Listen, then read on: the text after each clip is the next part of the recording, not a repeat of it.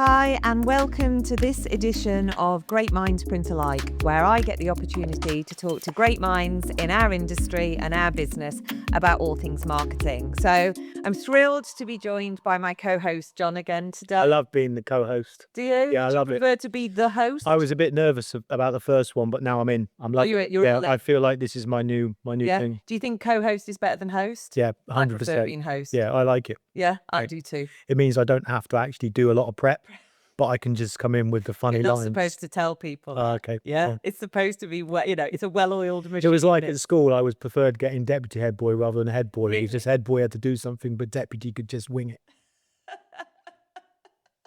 Brilliant, insight into your mind there, Jon. You're welcome. Okay, so today's podcast, one of the conversations you and I were talking about privately a couple of weeks ago was growing pains. Okay. So when a business grows at speed, as we have done for the last 5 years, primarily for us through merger, how do we manage how do we grapple with marketing and the challenges of marketing in a fast growing business? And I think that's a subject that lots of marketers like me, whether they're in small businesses or large businesses, go through at some point in their career. Yep.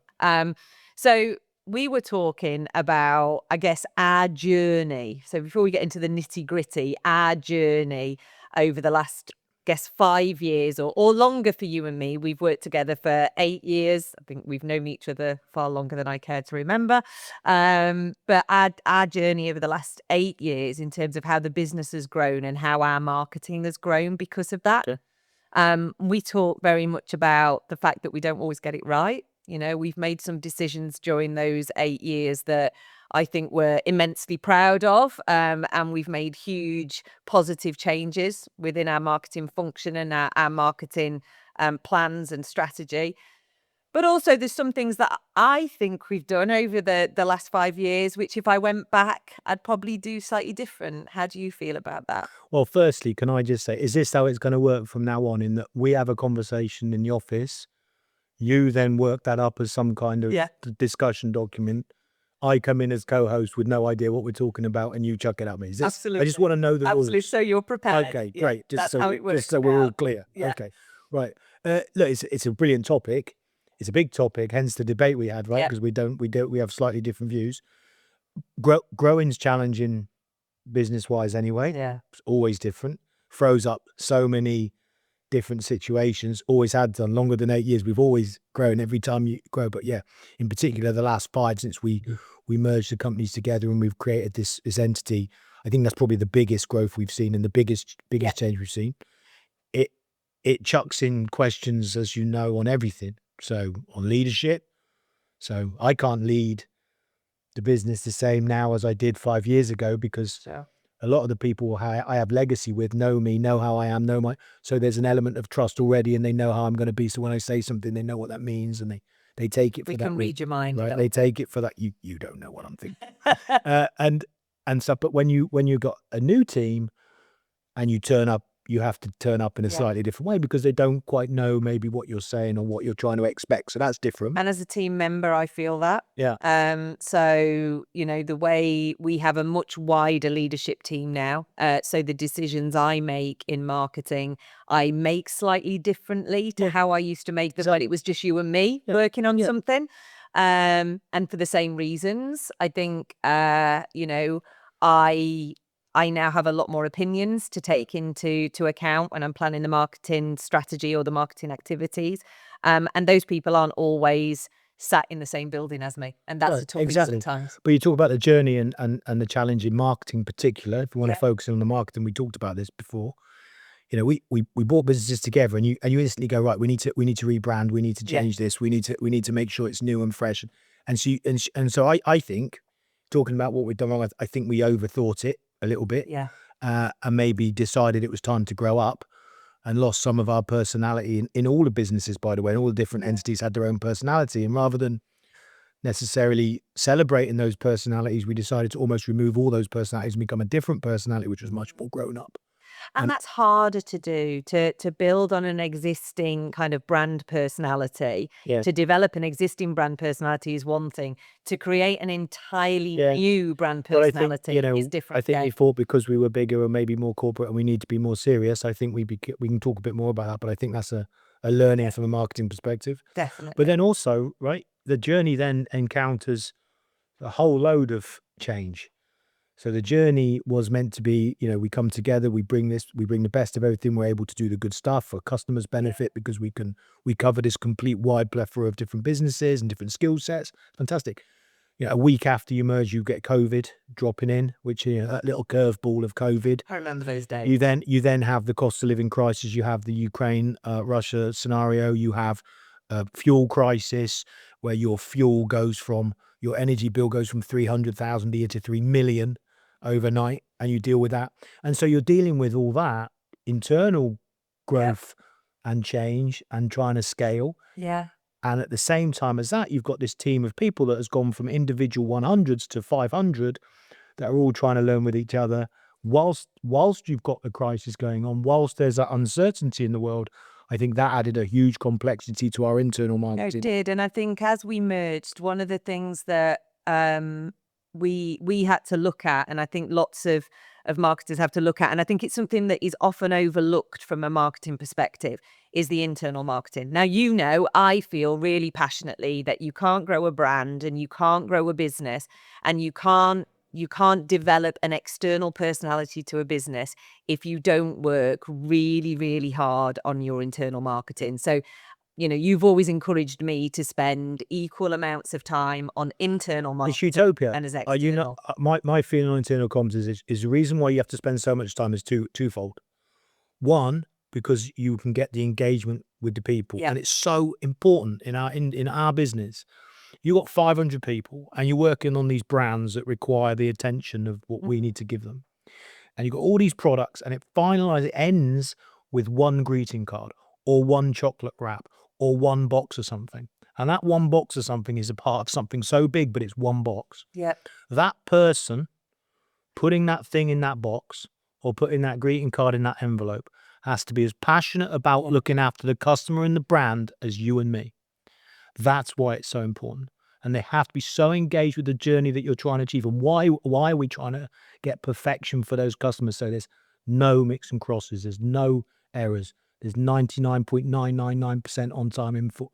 Why is that so important to that individual? Quite frankly, we have to make sure they realize that. Telling them that because of SLA and KPIs doesn't cut it. Doesn't hit. Yeah. Because that doesn't matter to them. What they want to know is why should I care? Why should I give as much care putting this in this envelope as Jon would or as Helen would? And that is a really difficult thing to get right, because you have to get them to want to be on the journey with you, and that comes from what you stand for. But the key bit of that for me, as you know, is that the utopia of comms is if your internal comms is the same as your external comms. That means you're saying exactly the same to your people as what you are saying to your market. And when the market look in and see that what they're being told about you is how you do business, is what you believe in, and what goes on around here, the customers that want to engage in that type of business are in, and lots. And that's why for us, brand values are so important. And we have just recently slightly tweaked, shall we say, our brand values. So when we did our values and when we looked at our mission and vision when we first merged back in 2020, you can interrupt and ask me a question whenever you like. I'm a co-host. Can you list them? Can I list our values? Yeah. Yes, I can. What are they? Be humble. Yeah. We are going to have to cut that. No, we're not. We're not have to cut. We don't have to cut. Because the reason for asking, because this is important, right? So we're doing this session to educate customers in the importance of marketing. Yeah. Because I want to know, that's what I'm interested in. Yeah. Because it feels like it feels like an internal discussion. Okay. But I'm interested because I know that you'll be putting a spin on this. I'd like to know, I was going to ask you, why are we having a discussion about our internal marketing, but what the value is for our customers who's listening to Great Minds Print. And now I think I've got it, because I think what you're trying to do is explain that as a marketeer, it's very hard to get things right when you're growing, and the importance for our customers to learn that you don't always get it right, but there's some things that work and things that haven't worked. Yeah. And I think for me, I've mentioned this on previous podcast editions. Part of the reason for doing Great Minds Print Alike is so marketers like me understand that we get them, that we feel the same. And that's why I asked that question. Yeah. Because I asked it before you asked me. Yeah.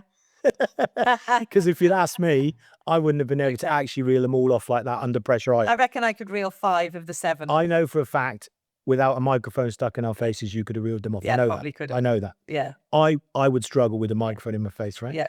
And that's really one of the things that I was going to say that I think is we are now coming to we've come to terms with, we've highlighted, and now we're really on with, which is that clarity piece. Yes. That actually, in a growing business, when you're scaling, clarity for everybody from the top down is critical. And I think one of the biggest pieces of work we've learned from and we've done is a clarity gap audit, where we've looked at this gap of, we think people know what they're doing. I think this OLT know everything that we're doing. I think the managers know everything the OLT want them to do. I think but actually, when you really delve into it, could everybody name those values? And right now they couldn't. And so really sucking right back to basics is that's critical, that clarity of those. And I think it's that piece of values are more than just what's written on a poster or written in your induction pack or whatever it might be. And what are we doing as an organisation? And this is something where I think we need to work harder, I'll be honest. And I think a lot of the time marketeers forget about embedding the values within the business. So what are we doing? And I don't want to use the word policing because that feels too strong. But what are we doing to ensure that those values are prevalent in everything that we do, in how we treat each other, how we treat our customers, how we manage projects as they go through the business? You know, are we humble when we deal with each other? Are we getting sheet done, which is another one? And now I'm just showing off that I do know the values. But I knew you would have to. I knew you wouldn't let that lie. I knew. I know I can't live with that. I know. Are we actually living those values, or are we walking past the notice board and seeing that poster? I totally agree. So just let me ask you as the marketeer, because I don't pretend to be a marketeer. I think sometimes we have a little bit of imposter syndrome because we're just a printer, we're just a production house. Are we actually a marketing business? But you know, we are exposed to so many businesses, different styles of marketing and campaigns and everything. Actually, we do get it, and we do know what works. One of the interesting things that I'm seeing, and I'm interested in your thoughts on this, from a brand like consistency and engagement and ambassadorial type role, like people buying into brands. A lot of the big brands now that are VC backed or investment backed are on cycles of 2 or 3 years. I know this is something that our sales director, Chris Malloy, is quite passionate about and interested in. So I'm asking him. They're on these cycles of management where they bring people in and they work through a cycle before they get more investment or they go for more backing or whatever. And we see that as there's quite a sort of fluid management teams in lots of cases that change. There's still a lot of core of the marketeers stay, but they're tasked with scaling a business over a period quickly in order to get shareholder value, stakeholder value, to maximize that, to reinvest. And what I see is that drags them away from long-term brand building. Yep. And so how do we make sure our customers understand that whilst they're doing this tactical stuff and they're doing this growth stuff and they're hitting, doing the home movers campaigns and doing the DM and doing the digital stuff and they're growing getting their ROI and ticking all those boxes for the leadership meetings that they have to report in, that they're hitting with their spend and their marketing budget, how do we get them to be able to translate to their business owners and the leadership the importance of ongoing brand strategy and build when a lot of the people won't be there to see the benefit of that long-term build? And I think that's it's an age-old marketing challenge. It's something that we as marketers come across all the time. The difference between the short-term lead or revenue generation activity and the long-term brand build. And the stats there that would suggest that, you can grow a business just based on tactical marketing activity, but do you have the same levels of customer advocacy and customer loyalty if you can't hang that off a really, really strong? I suppose as well, it's hard to measure, right? In the world of KPIs and SLAs, it's give us an ROI, give us your response rate, give us number of open rates, etc. But actually, give us the value of the money I spent in building that brand, and it's a little bit fluffier, it's a little bit light. And as a business grows, budgets change, the way that our metrics, our marketing metrics change. And if we're not careful, and I know this is something you and I discuss, but if we're not careful, we get hung up on volume of activity rather than quality of activity. And we talk about it, and we talk about it with Chris, one of our sales directors, and Mark, our other sales director, about the longevity of building the brand as opposed to leads. So we're just trying to bring in lots and lots of leads. So what do you think we need to do different from our perspective now as we move forward, as we get bigger? Okay, I think we need to very much focus on differentiating ourselves from our competitors, but also from others that are out there in the market. We have always been really, really committed to developing a brand, because for us, and I strongly believe this, for us, customer loyalty will come from people feeling emotionally connected. I think people to a get that you like brands. I like the brand. Our customers will remain loyal to us if they feel connected to us emotionally. And customers don't feel emotionally connected to a digital marketing campaign, or they don't feel connected to a new page on our website. What they feel connected to is the core DNA of a business, and that's what brand's all about.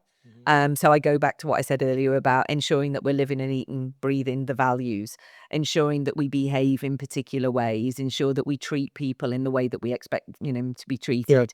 And I think we need to continue to do the things we're good at, which is build brand from the inside out, not from the outside in. And that's really, really important to me.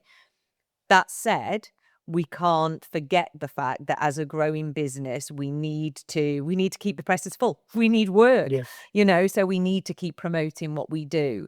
But we have to find a balance of the longevity of brand development and the shorter term metrics that we need to achieve, which is revenue generation. I love and fully support the building the brand from the outside in. That's how I think as well. And that back to that utopia piece about working together. I think you're absolutely right. The loyalty ladder's changing a lot. Right. So my biggest bugbear is if I say to people internally, how is that client? And they say happy. I hate happy clients. Happy client is not good enough anymore. A happy client, I think it's only 15% that say they're loyal to you are actually loyal. The rest are lying to you because they don't want to have the face-to-face conversation to say they're not loyal. But a happy client is one click away from trying someone new, or one phone call away from a local supplier who's convenient, popping up and you're using them. The ones that say they're loyal, like I say, 15% I think are the ones that are loyal, the rest aren't. So actually what you have to do is create that advocacy model. Yeah. And for me, the advocate is you're at a dinner party on a Friday night and someone says, God, my printer let me down this week. And someone around the table, when you're not in the room, says, you need to ring Jon Bailey at PP, he's fantastic. Or you need to speak to Helen, you need to speak to the guys at PP, they're fantastic. That independent advocacy is what I think is is the powerful bit. And you're right, to create an advocate, you got to have an emotional connection to the brand as well as a tactical connection to the brand. And so that takes your customers from loyal to advocacy. And then you're in, because they get both the do you think it's harder now we're bigger to do that? Do you think it's harder to get closer to our customers now? Yeah, I think it's harder in lots of ways, but actually back to that easy to do, easy not to do mentality. It's easy to say it's harder, or you get on with it and get shit done, right? And actually prioritize it. So it is harder, but you can either allow it to be harder or you make it more important in your day-to-day. And I for one, am a fan of making it more important. So we need to just make sure we don't allow easy to do, easy not to do creep in and say, now we're big, we can't be as close to our customers. Now we're big, we can't spend the time with our customers. Now we're big, we can't talk to them, personalize our service for them. We can't talk to them as an individual. We could do that, or we could actually reprioritize what we're doing, get rid of sitting behind some emails, make sure we're out in front of our customers and make sure we're showing them. Because actually, what we should be doing is turn it to our advantage, because what we've got to talk about is awesome. Yeah. Like what we can do is unbelievable now. We're what the size we are, and the services we can deliver and the solutions we deliver are off the charts good. So you seem to be focusing a lot here when we're talking about customer advocacy on the sales role. Yeah. Of course, I'm going to argue that there's a role for marketing to play in that as well. And one of the things that I find really interesting in a lot of businesses is that sales and marketing alignment. And it is a phrase that's used in our organization quite a lot. Yeah, sales and marketing alignment. You come from I suppose, a hybrid background of sales and marketing, Jon. What do you see as sales and marketing alignment in a business the size of ours? So you're being very nice to me there, I am. but I'm from a sales background, not a sales and marketing background. So I appreciate you being nice to me, but just for the audience to understand, Okay. I'm from the sales background, and sales makes the world go round. So I have a different view on it, but what I realized very early on when I was trying to achieve is without an alignment of sales and marketing, the sales can only go so far. So sales can still work without the market support. It's I call it a force multiplier, right?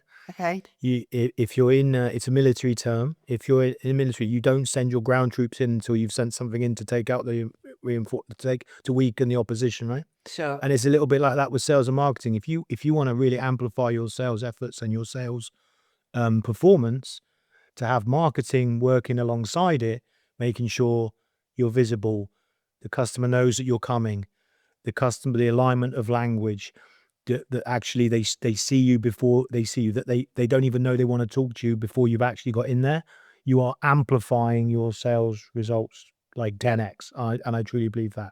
But I think it's really important that sales and marketing are aligned, because you have to make sure there's no inconsistency of what you're saying, because then that can become, Or a focus. I think one thing that growing businesses find quite challenging is, maybe you grow, maybe you have a much wider proposition to offer out. Maybe you have new types of customers that you need to be speaking to. And that can be quite challenging for a marketing department to find that focus. And I guess that's where sales need to support marketing to give them that direction. yeah, look, sales will go off in lots of directions, right? Because we're all chasing the next deal. There's a discipline to bringing it back into actually what you should be selling and what we need to be selling at the right level for all businesses. And then that gives marketing a chance to actually help amplify. But it's difficult. I think there needs to be flex on both sides. Yeah. Marketeers have their plan, they want to focus and fix on it. I think that needs to be able to flex. Yeah. Same time, I think sales need to understand how much it can flex and where the benefit is. I think the market is shifting a lot anyway, in that you can go out and push everything that you do. Content, you can access content cheap, right? Yeah. So we can put everything about what we do out in the market. We can do this sort of stuff. We can do social, we can do digital, and we can push a lot of info about what we do. But I'm a fan of taking solutions to customers, and I think in the market today, where it's really noisy and there's loads of stuff going on, a real focused approach to a specific solution or a specific product that you feel will fit that market or that industry or that sector, I think is where you'll get the real value in two ways. One, you'll get cut through on the product and they'll love it. Yeah. Or two, they'll hate it, but they'll really appreciate you coming to them with something different. And I've always maintained no clients left us for taking them a bad idea. Right? Sure. And I think that's really more important today with sales and marketing, because of the noise and because we're growing and you've got all these products. So I think if you're back to the original question of growth and marketing, if you're growing, it's almost important to come back and focus on specific products rather than trying to sell the bigger growing. Your initial, I'd imagine, not out that much like that anymore, but the initial desire would be to go and sell everything because you can. Yes.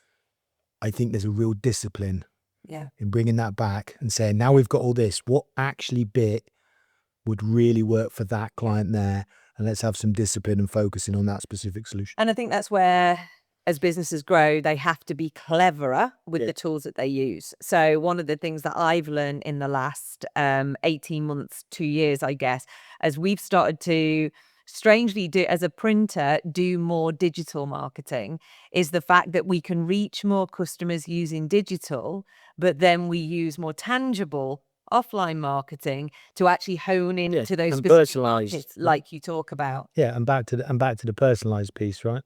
It's not acceptable to not deal personalised anymore. Everyone knows you've got your data. It's actually expected. So that whole piece about bringing it back to being personalised, one-offs, targeted, focused, I think is doubly important.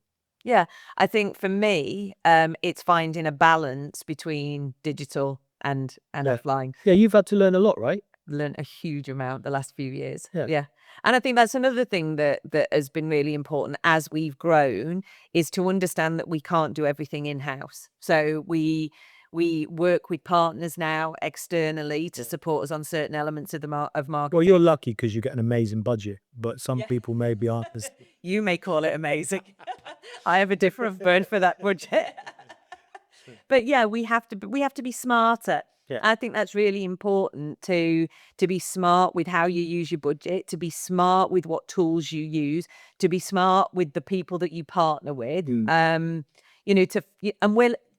And to be flexible, like you say. We learn and we adapt and we flex depending on what seems to be working. Do you know what I like about it, the current environment, and what I'm seeing with what you're doing and the team are doing? What I like about it with the technology and the environment we've currently got available to all of us, our customers have got available with companies like us, is you can test and learn so much easier these days.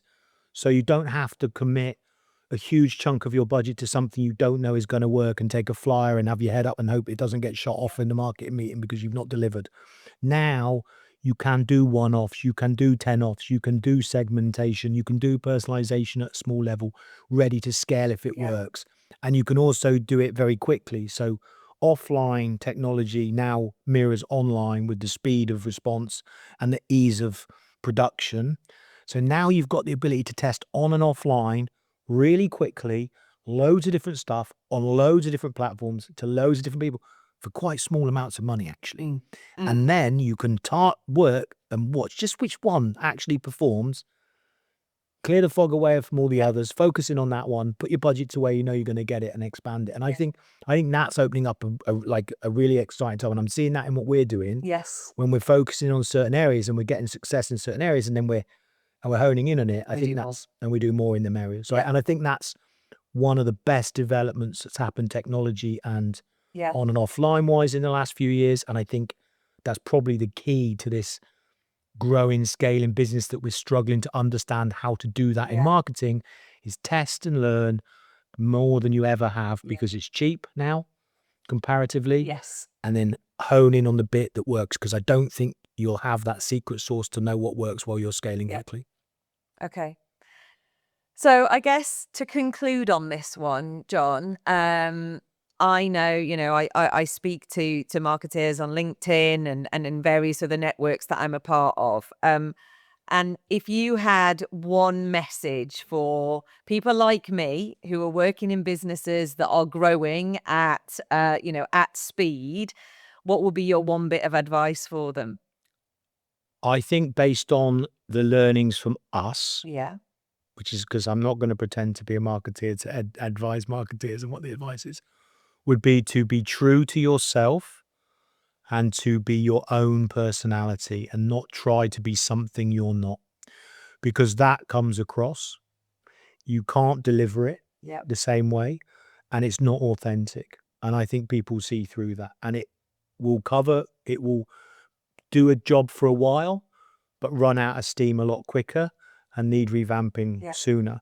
Whereas if you are authentically yourself, you stick to the brand personality that you actually truly are and the people are, and you want to be, not what people expect you to be, then you'll attract the customers that really want to work with a business like you. And long term, your customers are much more bigger advocates, much more bought into the brand and have that emotional connection. And that is how you grow and sustain growth over a longer period of time with those advocate type long-term customers rather than quick wins. Brilliant. Thank you. Another great conversation, Jon. And like we say, be prepared. Other conversations we have in private will start to be public. I'll be careful what I say. Absolutely. Thanks very much for listening. Subscribe. I always subscribe. That's the bit I can't do. I can't close it. Okay, so as co-host, I'm stepping in because my host has lost her confidence and doesn't know how to close this session. So I'm going to step in, if that's okay. Yeah, Is that all right? perfect. I think my knowledge of marketing has stunned Helen into silence, rendered her speechless. So we're going to give her a few minutes while I close and say thank you very much for watching. I hope you enjoyed this edition of Great Minds. It was interesting to have that discussion. I really enjoyed it. If anything we've said is of interest, please reach out to us. We'd love to talk to you or any of the team. And as Helen says, subscribe.